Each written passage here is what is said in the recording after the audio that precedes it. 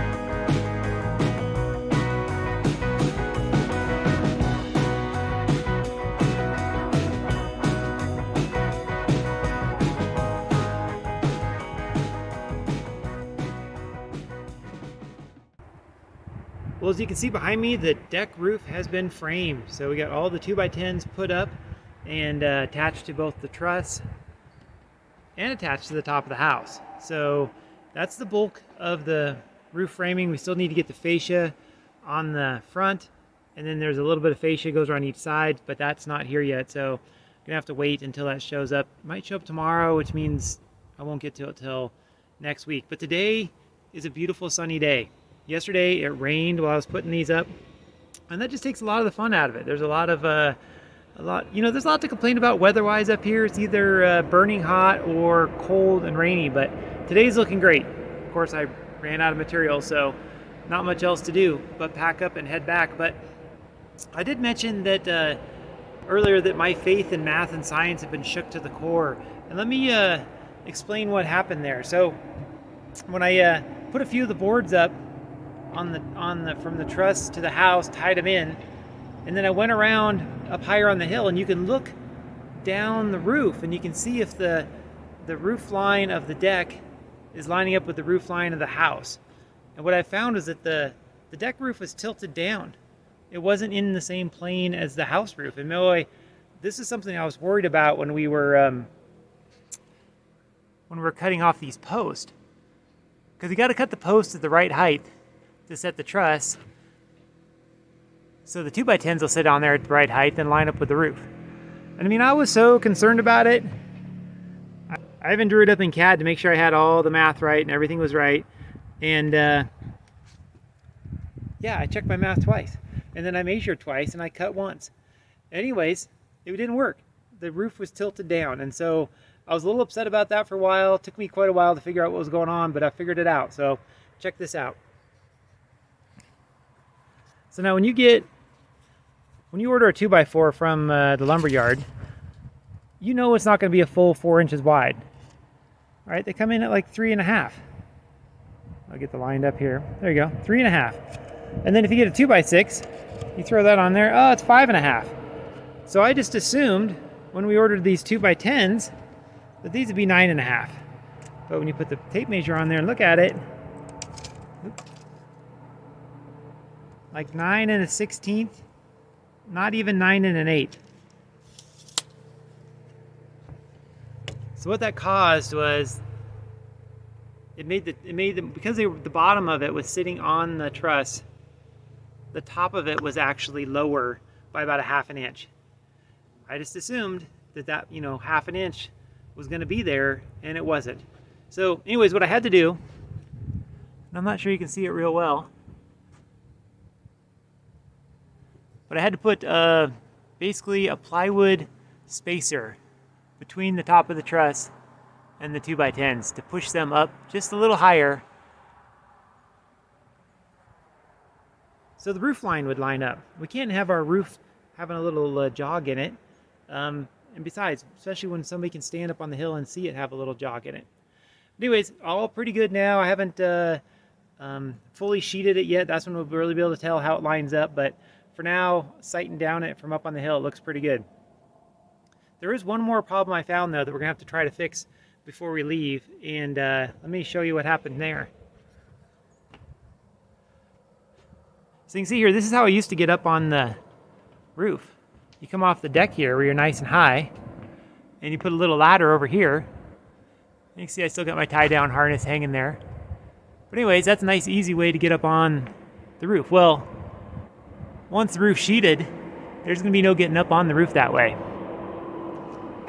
So I realized what I got to do is I got to create another way to get up on the roof and also to get materials on the roof. So let me show you what we're going to try to do there. All right, so the next access point, the easiest way to get up on the roof is going to be off this little back porch. So what I'm going to do is I'm going to build a little platform on top of those posts over to the house, and that'll be our temporary deck that we can stack stage material on and then access the roof.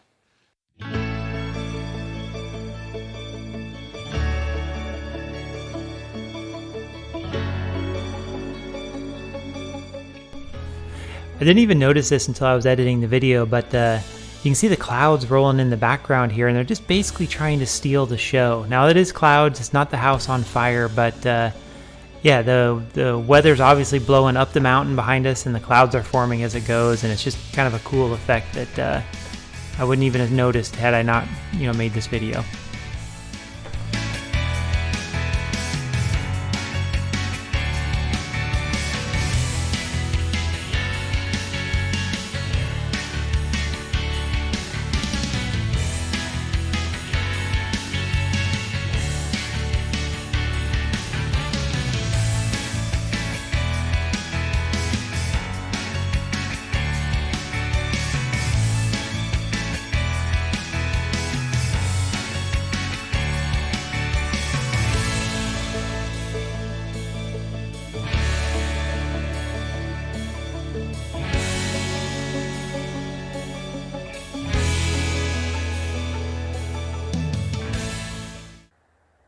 All right, that's going to wrap up another week on the cabin build. I thought the little platform over the deck turned out good. It's going to take some more sheeting on there so it's better to walk on, and some handrails, keep from falling off. But yeah, that should allow us to run the little material elevator from there down to there, because we got a big pile of plywood we have to get up there. And yeah, the roof on the deck is framed up and in the right plane with the house roof. So yeah, I think it's coming along. Next week we'll be continuing to work on the insulating the roof and putting the rest of the fascia and overhangs on, and hopefully getting ready for the metal, which that should be showing up later this week. So anyways, thanks for watching, and I'll see you next time.